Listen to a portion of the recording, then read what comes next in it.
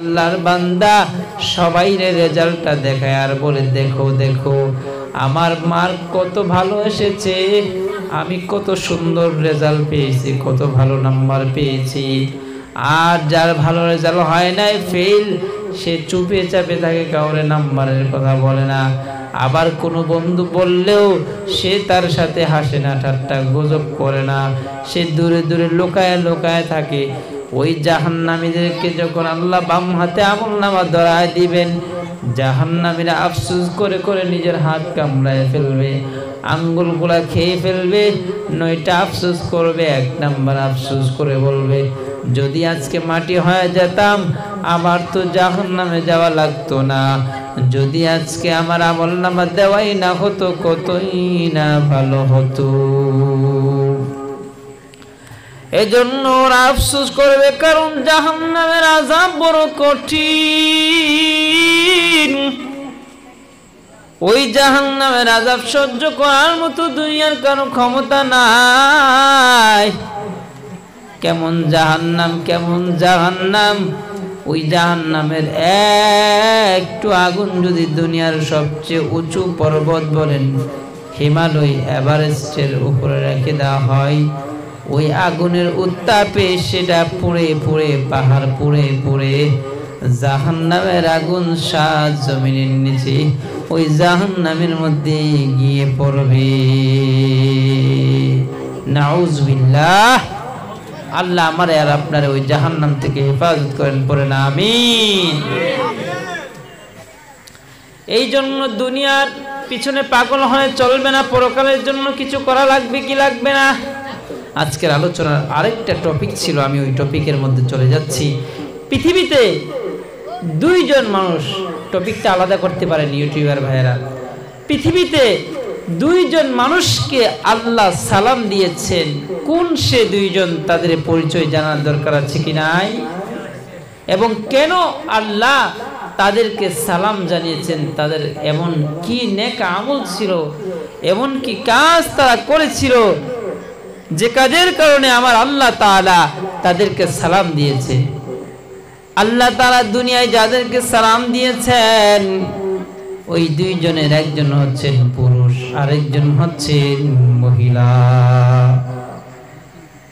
যেই পুরুষটাকে আমার আল্লাহ সালাম দিয়েছেন, ওই পুরুষটা হলেন আর কেউ না, রাসূলুল্লাহর আপন সাহাবী, আপন শ্বশুর, রাসূলুল্লাহর দুনিয়ার লাইনের সবচেয়ে সেরা বন্ধু। ওই সাহাবীর নাম হচ্ছে আবু বকর সিদ্দিক রাদিয়াল্লাহু তাআলা আনহু। সাহাবীর নাম কি? আবু বকর। নাম কি? আপনাদের কি আর মনে চাচ্ছে না আওয়াজ শুনতে? ভালো লাগতেছে না? বাংলাদেশের মানুষে সহজে পাইছেন তো? আমি এনে জানি আমার কত খবর হয়েছে। আমি শুধু হুজুরের মান রক্ষা করার জন্য চলে আসছি। আমার অবস্থা খুবই খারাপ, পরিস্থিতিটা অনেক খারাপ, আপনারা মনে বুঝতে পারতেছেন। দুনিয়ার মধ্যে আল্লাহ 2 জনকে সালাম জানিয়েছেন, একজন হচ্ছেন পুরুষ, নাম হচ্ছে আবু বকর। কেন আল্লাহ তার সালাম জানিয়েছেন জানার দরকার আছে না নাই? তাহলে আমাদেরকে ওই কাজটা করতে হবে। আমরাও যদি ওই কাজটা করি, আল্লাহ আবারও আমাদেরকেও সালাম জানাতে পারেন কি পারেন না? আমার আল্লাহ তাআলা আবু বকরকে কেন সালাম জানিয়েছেন? আবু বকরকে আল্লাহ সালাম জানিয়েছেন কারণ হলো আবু বকর সবচাইতে বেশি দান করতেন। আবু বকর সব কাজে আমার নবীকে সবার আগে সাহায্য করতেন। নবীজি আমার কোরআন পাওয়ার পর, নবুয়তের দায়িত্ব পাওয়ার পর আবু বকরের সাথে নবীর আগে থেকেই চলাফেরা। আমার নবী আবু বকরকে ডাক দিয়ে কয়, আবু বকর, আমার মনে একটা বিষয় আসতেছে, আমার সাথে একটা বিষয় ঘটে গিয়েছে, আমি সেই বিষয়টা তোমাকে জানাতে চাই। আবু বকর ডাক দিয়া কয়, নবী কি বিষয় বলেন না? বলে ইয়া রাসূলুল্লাহ ইয়া হাবিবাল্লাহ বলেন আমি তো আপনার বন্ধু আবু বকর। এবার আমার নবী আবু বকরকে ডাক দিয়ে কয় আবু বকর ওই হেরা গুহায় জিবরাইল আমিনের মাধ্যমে আল্লাহ আমাকে রিসালাতের দায়িত্ব দিয়েছেন, আমার আল্লাহ আমাকে নবুয়তের দায়িত্ব দিয়েছেন। আবু বকর আমি কার কাছে দাওয়াত পেশ করব? সবাই তো কোরআনের দাওয়াতের বিরোধী, সবাই তো অন্য কিছুর ইবাদত করে। আবার নবী যখন আবু বকরকে বলল আবু বকর আল্লাহ আমাকে রাসূল বানিয়ে পাঠিয়েছেন, তুমি পড়ো আল্লাহ ছাড়া কোনো ইলাহ নাই, আর আমি মুহাম্মদ আল্লাহর রাসূল। পড়ি সুবহানাল্লাহ। আমাদের রাসূলের নাম কি? নাম কি? একসাথে বলেন আমাদের রাসূলের নাম কি? মুহাম্মাদুর রাসূলুল্লাহ সাল্লাল্লাহু আলাইহি ওয়াসাল্লাম। আবু বকর আমার নবীর এই কথার স্বীকৃতি প্রদান করলেন। কোন এক যুদ্ধে নবী বললেন এ সাহাবীরা যে যার সাধ্যমতো দান করো, সাহাবীরা যে যার সাধ্যমতো দান করো। নবীর যুগেও দান ছিল কি ছিল না? কিয়ামত পর্যন্ত এই দান চলতেই থাকবে। নবী বললেন সাহাবীরা এই যুদ্ধে অনেক সম্পদ লাগবে, অনেক অর্থ লাগবে, টাকা পয়সা লাগবে, তোমরা দান করো। এবার ওমর রাদিয়াল্লাহু তাআলা বললেন জীবনেও তো আবু বকরের পিছনে ফেলাইতে পারলাম না, কোন দিক থেকেই তো আবু বকর চাইতে সেরা হইতে পারলাম না, আজকে আমার সম্পদের অর্ধেক দিয়া, আবু বকরের তো সম্পদই নাই, গরিব মানুষ, আজকে আমার জীবনের অর্ধেক সম্পদ দিয়ে আবু বকরের চাইতে এগিয়ে যাব। এবার আমার নবী সাহাবায়ে কেরাম নিজের সাধ্য অনুযায়ী ধন সম্পদ টাকা পয়সা জমা করলো। আমার নবী ডাক দিয়া কয় আবু বকর ওমর তুমি কি নিয়ে আসছো? বলি ইয়া রাসূলুল্লাহ আমার ঘরে যা ছিল দুইটা ভাগ করে অর্ধেক নিয়ে আসছি, আপনার কথার সাড়া দিয়ে নবী আল্লাহর রাস্তায় খরচ করার জন্য অর্ধেক নিয়ে আসছি। অন্যান্য সাহাবীদেরকে জিজ্ঞেস করলেন, সবাই যার যার সাধ্য মতো নিয়ে আসলেন। আমার নবী ডাক দিয়া কয় আবু বকর তুমি কি নিয়ে আসছো? আল্লাহর রাস্তায় দান করার জন্য। আবু বকর সিদ্দিক রাদিয়াল্লাহু তাআলা আমার নবীর একটা পট্টি ধরায় দিলেন, একটা থলে ধরায় দিলেন, ওই থলের মধ্যে সামান্য পরিমাণ কয়েকটা দিনার। ডাক দিয়া কয় ইয়া রাসূলুল্লাহ ইয়া হাবিবাল্লাহ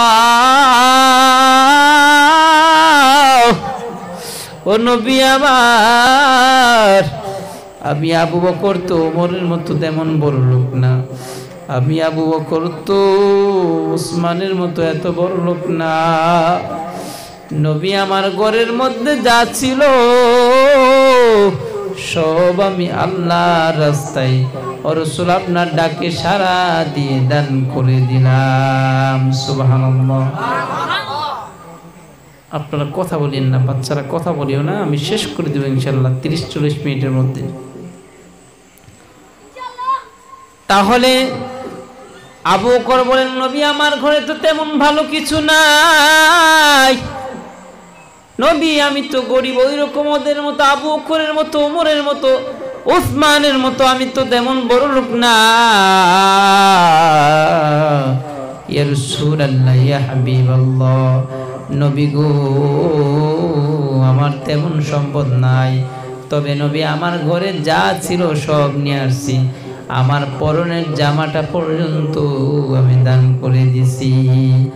আর আবু বকরের পরনে একটা খেজুরের জামা ছিল। আমার নবী ওমরকে ডাক দিয়া কই ওমর আজকেও তুমি পারলা না, আবার আবু বকরের ঘরে যা ছিল সব নিয়ে আসছে, যদিও তোমার মতো সম্পদ নাই, আমার আবু বকর আজকেও তোমার চাইতে সেরা হয়ে গিয়েছে। পড়ি সুবহানাল্লাহ। আর আবু বকর চোখের পানি ছেড়ে দিয়ে বলে ইয়া রাসূলুল্লাহ ইয়া হাবিবাল্লাহ ফিদাকা আবি ওয়া উম্মি ইয়া রাসূলুল্লাহ, আমার মা বাবা আপনার জন্য কুরবান, ও নবী, আমি তো আপনার জন্য তেমন কিছু আনতে পারিনি, পরনের জামাটা পর্যন্ত খুলে যুদ্ধের জন্য দিয়ে দিলাম। নবী তাকায় দেখেন আমি আবু বকরের পরনে খেজুরের জামা। ওই দিক দিয়ে আমার আল্লাহ সহ্য করতে পারেন না, জিবরাইল আমিনকে পাঠায় দিলেন। জিবরাইলের পরনেও খেজুরের জামা রয়েছে। জিবরাইল নবীর কাছে সালাম নিয়ে আসলেন। নবী বলেন, জিবরাইল কি ব্যাপার, তোমাকে আজকে অন্য পোশাকে কেন দেখা যাচ্ছে? জিবরাইল ডাক দেয়া কয়, নবী আপনি কি দেখেন না আপনার আবু বকরের পরনে খেজুরের জামা? আমার আল্লাহর কাছে তার এই পোশাকটা এত ভালো লাগছে, আমার আল্লাহ আসমানের সকল ফেরেশতাদেরকে আজকে এই পোশাকের রঙে রঙিন হতে বলেছে, এই পোশাকটা সবাইরে পড়তে বলেছে। পড়ি সুবহানাল্লাহ। ও নবী, আপনি আবু বকরের সুসংবাদ জানা দেন। আল্লাহ দুনিয়ার কাউরে সালাম দেন নাই, একমাত্র পুরুষ হলেন আবু বকর, যারে আমার আম্মা নিজের পক্ষ থেকে সালাম জানিয়েছেন। আল্লাহু আকবার। আল্লাহর এই সালাম আমরা পেতে চাই কি চাই না? চাইনি? কারা কারা চাই? দুইটা হাত উঠান, হাত উঠান। চাইলে আবু বকরের মতো দান করতে হবে, রাজি আছেন তো ইনশাআল্লাহ? হাত নামান। এরপরে আমি দুইজনের কথা বলেছিলাম, আল্লাহ যাদেরকে সালাম দিয়েছেন, একজন হচ্ছে আবু বকর পুরুষ, আরেকজন বাকি আছে, উনি হচ্ছেন মহিলা। উনি কি? মহিলা। আমার মা বোনেরা যারা শুনছেন, ওনারা কান ভালো করে মনোযোগ দিয়ে শুনবেন। বলছিলাম আল্লাহ দুইজনকে সালাম দিয়েছেন। দুই নাম্বার হচ্ছেন মহিলা, আম্মাজান খাদিজাতুল কুবরা রাদিয়াল্লাহু তাআলা আনহা। যেমন একজন নারী ছিলেন আমার আল্লাহ যারে নিজেই সালাম জানিয়েছেন। কেমন সালাম! আমার আল্লাহ ওই খাদিজারে কেমন ভাবে সম্মানিত করেছেন। ওই খাদিজা ছিলেন সে যুগের বিশ্ব সুন্দরী। নবীর সাথে বিয়ে হওয়ার পরে আমার নবীরে ওই খাদিজাতুল কুবরা রাদিয়াল্লাহু তাআলা আনহা আমার নবীরে সমস্ত সম্পদগুলো দিয়ে দিলেন, আর বললেন, ও নবী আমার, আপনি আমার এই সকল সম্পত্তিগুলো আল্লাহর দ্বীনের জন্য খরচ করুন। আমি খাদিজার সব সম্পত্তি আপনার কদমে হাদিয়া দিয়ে দিলাম। নবী শুধু আপনি আমার জন্য একটু মন খুলে দোয়া করে দিবেন। আমার নবী হেরা গুহায় থাকতেন। খাদিজা 3 বেলা গরম খাবার বানায় নিয়ে যাইতেন। একদিন আম্মাজান খাদিজা খাবার নিয়ে যাচ্ছেন, জিবরাইল আমিন নবীজির সাথে বসা কথোপকথন করছেন, কথাবার্তা বলতেছেন, মাত মারতেছেন। হঠাৎ করে জিবরাইল ডাক দেয়া কই, নবী গো, আমি আর থাকতে পারবো না। নবী ডাক দেয়া কই, জিবরাইল কেন থাকবা না? বলে, নবী আপনার প্রিয়তমা খাদিজা আসতেছে। ও নবী, এখানে আমার থাকার অধিকার নাই। তবে নবী যাবার বেলায় আমি আপনার একটা সুসংবাদ জানাই দিয়া যাই।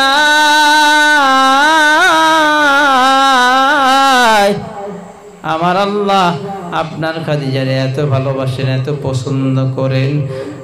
দুনিয়ার আদম নবী থেকে নিয়ে আজ পর্যন্ত আল্লাহ দুনিয়ার কোন নারীর সালাম দেয় নাই। মা হাওয়া আলাইহা সালাতু ওয়াসসালাম থেকে আজ পর্যন্ত আল্লাহ দুনিয়ার কোন নারীকে সালাম দেয় নাই।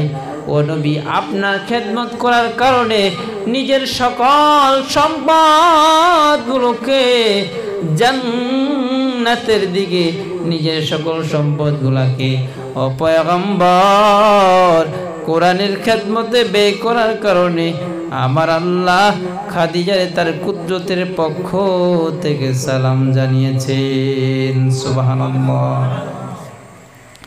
ও নবী, খাদিজারে জানায় দিবেন আল্লাহ সালাম দিয়েছেন।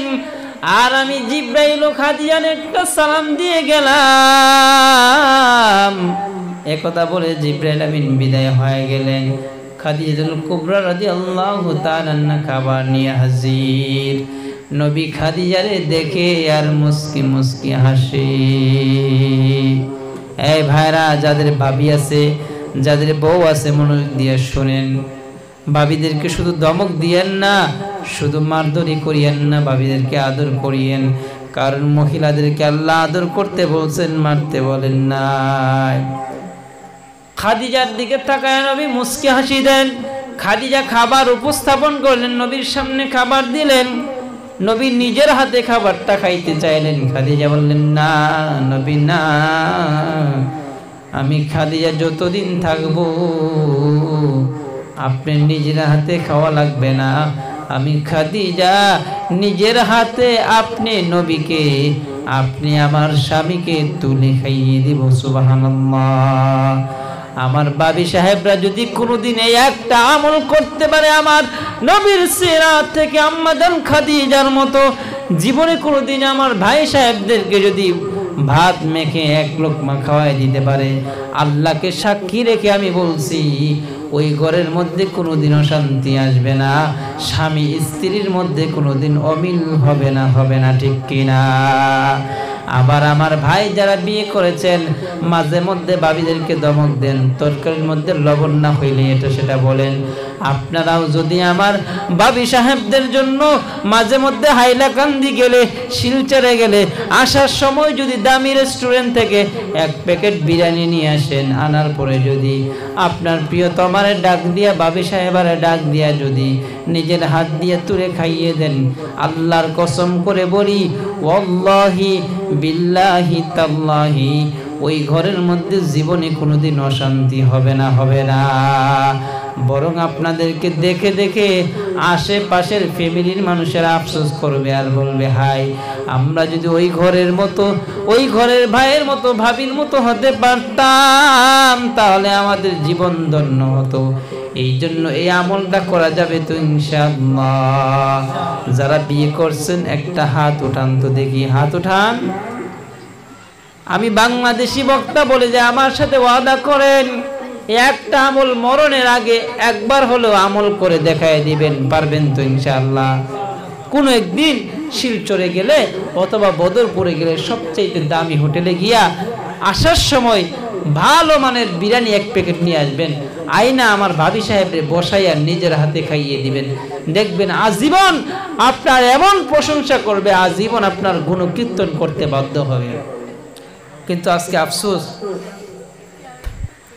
আজকে সংসারের মধ্যে মিল না থাকলে ওজার কাছে যায়, বৈদ্যের কাছে যায়, আছে না নাই? বৈদ্যের কাছে যায়, তাবিজ কবজ লাগায়। তাবিজ কবজ লাগবে না। রাসূলুল্লাহ হচ্ছে পৃথিবীর মানুষের জন্য সর্বোত্তম আদর্শ।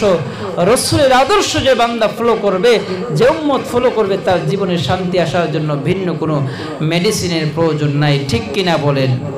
কেমন নবী? নবীর তো চিনলাম না, যে নবীর কারণে আল্লাহ জান্নাত বানাইছে, যে রাসূলের নামে আল্লাহ জান্নাতে সিল দিয়েছে, জান্নাতের গেটের মধ্যে আমার আপনার নবীর নামটা সুন্দর করে লেখা আছে, পড়ি সুবহানাল্লাহ সাল্লাল্লাহু। সে নবীর মতো নবী পেয়েছি আমরা, খুশি না বেজার? তাহলে আমি বলি, শেষ করে দিচ্ছি কিছুক্ষণের মধ্যে। আম্মাজান খাদিজা বলেন, ইয়া রাসূলুল্লাহ, ইয়া হাবিবাল্লাহ, আমি খাদিজা যতদিন থাকবো আপনার খেতে হবে না, আমি নিজে খাইয়ে দিব। এরপরে খাদিজা নবীরে নিজের হাতে খাইয়ে দিচ্ছেন। এই বাচ্চারা কথা বলিও না। আম্মাজান খাদিজা নবীরে নিজে খাইয়ে দিচ্ছেন। আমার নবী বললেন, খাদিজা, এমন একটা সুসংবাদ তোমাকে প্রদান করব, যে সুসংবাদটা আজও পর্যন্ত দুনিয়ার কোনো নারীকে দেওয়া হয় নাই। কি সুসংবাদ ইয়া রাসূলুল্লাহ? কি সুসংবাদ? বলে, খাদিজা, আমার আল্লাহ তোমাকে সুসংবাদ দিয়েছেন। আল্লাহ তাআলা দুনিয়ার শুরু থেকে আজ পর্যন্ত কোনো নারীকে সালাম দেয় নাই। আমার আল্লাহ নিজের পক্ষ থেকে তোমারে একটা সালাম জানাই দিয়েছে। সুবহানাল্লাহ, সুবহানাল্লাহ। আর জিবরাইল আমিনও যাওয়ার বেলায় তোমারে সালাম দিয়েছেন। এবার খাদিজা চোখ দিয়ে পানি ছেড়ে দিয়ে বললেন, ইয়া রাসূলুল্লাহ, ওয়া আলাইকা ওয়া আলাইকুমুস সালাম, ওয়া আলাইকুমুস সালাম ইয়া জিবরাইল, ও নবী, আমি জিব্রাইলের সালামের উত্তর দিয়া দিলাম, কিন্তু নবীজি আমার আল্লাহর সালামের উত্তর তো আমি দিতে পারবো না, না জানি বিয়াদবি হয়ে যায়। আপনি তো আমার স্বামী, আমার পক্ষ থেকে আপনি ওই জিব্রাইল আমিনকে, ওই আমার আল্লাহকে, আমার পক্ষ থেকে নবী আমার আল্লাহকে সালামের উত্তরটা জানাই দিয়েন। পড়ি সুবহানাল্লাহ। আলোচনা এতটুকু শেষ, এবার হচ্ছে ফিনিশিং দিচ্ছি। এবার আপনারা জবাব দিবেন। এতক্ষণ আপনারা যারা আমার আলোচনা শুনছেন, দুইজন ব্যক্তিকে আল্লাহ সালাম দিয়েছেন, এর মূল কারণ কি বলেন তো? কার মনে আছে দেখি, মূল কারণ কি বলেন? তাদের মধ্যে একটা বৈশিষ্ট্য ছিল, সেই বৈশিষ্ট্য হচ্ছে দান করা। কি করা? বলে না, বলে না, কি করা? দান করা। এখন অনেকেই বলবে না, কারণ ভাবছে মনে টাকা চাইবে। তার মানে বোঝা গেল দান করা এটা ছোট গুণ না বড় গুণ? কেমন বড় গুণ শুনবেন নি। আলী রাদিয়াল্লাহু তাআলা আনহু একবার একটা খেজুর নিয়ে যাচ্ছে, তো রাস্তার মধ্যে এক ফেরেশতা বলে, আলী আমার তো ক্ষুধা লাগছে, ও আলী আমারে দাওরা। তুমি কি নিয়ে যাচ্ছ? খেজুর না, আপেল। ফাতেমা রাদিয়াল্লাহু তাআলা আনহা অনেক অসুস্থ। আলী রাদিয়াল্লাহু তাআলা আনহু বলছে, স্বামী আপেল খাইতে মন চাচ্ছে, একটা আপেল নিয়ে আসিয়েন তো। তো আলী রাদিয়াল্লাহু তাআলা একটা আপেল নিয়ে আসতেছে। তো আল্লাহ পরীক্ষা করবেন, জিব্রাইল আমিনের অন্য একটা ফেরেশতারে আল্লাহ রাস্তার মধ্যে দাঁড় করে দিলেন। ফেরেশতা কয়, আলী কি নিয়ে যাও? আমি অনেক ক্ষুধার্ত, কয়েকদিন যাবৎ ক্ষুধার্ত অবস্থায় আছি। আলী আমার একটু দাও না, কি নিয়ে যাচ্ছ? আমার ক্ষুধার যন্ত্রণাটা একটু মিটাই। আলী রাদিয়াল্লাহু তাআলা চিন্তা করে, আমার বউ অসুস্থ, আপেল একটা কিনে নিতেছি, তুমি আবার মাঝখান দিয়ে আইলা করতে গিয়া। তো বলে, আলী আল্লাহর দোহাই, ওই আল্লাহর দোহাই দিয়ে বলছি, তুমি আমাকে কিছু দান করো। আর হাদিসের মধ্যে আসছে, আল্লাহর দোহাই দিয়ে যদি কেউ কারো কিছু চায়, তাকে যেন খালি ফিরায় না দেওয়া হয়, উচিত না। যা পারেন দিয়ে দিবেন, কিচ্ছু নাই, প্রয়োজনে তার দোকানে নিয়ে একটা কেক কিনে দিবেন, একটা চা খাওয়াই দিবেন, ফিরাই দিবেন না। আল্লাহর হস্তে কেউ কিছু চাইলে। তো আলী রাদিয়াল্লাহু তাআলা একটা আপেল তাহলে দিয়ে দিলেন, বললেন অর্ধেকটা খাও আর অর্ধেকটা আমার দেব। তো সে অর্ধেকটা খাই বলতেছে, আলী আমার তো প্রচণ্ড ক্ষুধা, দাও না, আরেকটু দাও। ওই অর্ধেকটাও খাই ফেলছে। এখন আলী রাদিয়াল্লাহু তাআলা বাড়ির দিকে যাচ্ছেন, রাস্তার মধ্যে আস্তে আস্তে যাচ্ছেন যেন রাত্র হয়ে যায়, কারণ ফাতেমা রাদিয়াল্লাহু তাআলা ঘুমায় যাবে, তখন আর আপেলের কথা মনে থাকবে না। তো উনি রাতে বাসার মধ্যে চলে গেলেন। বাসার মধ্যে চলে যাওয়ার পরে দেখতেছে কিছুক্ষণ পরেই রাসূলুল্লাহর একজন সাহাবীকে আল্লাহর রাসূল একটা টুকরির মধ্যে 10টা আপেল, এই কথা বলিও না, একটা টুকরির মধ্যে 10টা আপেল আলী রাদিয়াল্লাহু তাআলা নূর জন্য দিয়ে একজন সাহাবীরে পাঠাইলেন। সাহাবীর নাম খুব সম্ভবত আবু যর গিফারি রাদিয়াল্লাহু তাআলা। বলছেন, আবু যর এই 10টা আপেল আমার আলীকে দিবা, আর বলবা আমার আলীকে কে যেন এই 10টা আপেল দিয়ে গেছে। পড়ি সুবহানাল্লাহ। তো উনি কি করছে, এই সাহাবী কি করছে, যে 10টা কেন, 10টার চাইতে কম হলো না কেন, বেশি হলো না কেন, একটা আপেল লুকায় রাখছে বগলের নিচে। কোথায়? বগলের নিচে লুকায় রাখছে। তো উনি এক কাজ করছে, এই 9টা আপেল নিয়ে, টুকরির মধ্যে 9টা আপেল নিয়ে চলে গেলেন। আলী রাদিয়াল্লাহু তাআলার বাসায় গিয়ে নক করতেছে, আলী বাসায় আছো নাকি? আলী রাদিয়াল্লাহু তাআলা দরজা খুললেন আর বললেন, কে তুমি, এত রাতে কি চাও? বলে, আলী রে, আমি রাসূলুল্লাহর সাহাবী আবু যর গিফারি। ও আলী, আমার নবী আমারে এই আপেলগুলা দিছে, আর আমার নবী বলেছেন তোমাকে কে যেন দিয়ে গিয়েছে এটা বলার জন্য আর তোমার ঘরে পৌঁছায় দেওয়ার জন্য। আমার নবীর সাহাবী আবু যর আল গিফারি রাদিয়াল্লাহু তাআলা আলী রাদিয়াল্লাহু তাআলার কাছে আপেলের টুকরিটা দিলেন। আলী রাদিয়াল্লাহু তাআলা গুনে গুনে দেখতেছে, 1 2 3 4 5 6 7 8 9, আরেকটা পাওয়া যাচ্ছে না। বলেন না, আবু যর এটা আমি আলীর জন্য না, এটা মনে অন্য কারোর জন্য। বলেন না, আপনার না, আমি বলেছেন আর বলছেন আপনাকে দেওয়ার জন্য। বলে না, যদি আমারই হইতো তাহলে আরেকটা আপেল কোথায়? এবার আবু যর বগলের নিচ থেকে আপেল একটা বের করে দিয়া কয়, আলী এই তো একটা আপেল, আমি একটা আপেল লুকায় রাখছি এই জন্য যে এই 10টা আপেলের রহস্য কি? আলী ডাক দিয়া কয়, আমার আল্লাহ কোরআনে বলছেন প্রত্যেকটা নেকের বিনিময়ে 10টা করে দেওয়া হবে। কয়টা? 1000 টাকা যদি আল্লাহর করে, আল্লাহর নবীর মাদ্রাসায় কেউ দান করে, আল্লাহ তারে 10,000 টাকার মালিক বানাই দিবে। এটা কোরআন সাক্ষী, কোরআন বলে। আলী কয়, আমি একটা আপেল দান করছি, 9টা তো পাবো না, পাইলে তো 10টা পাবো, আর একটা কোথায় বলো? সুবহানাল্লাহ। এই জন্য বাবার আমার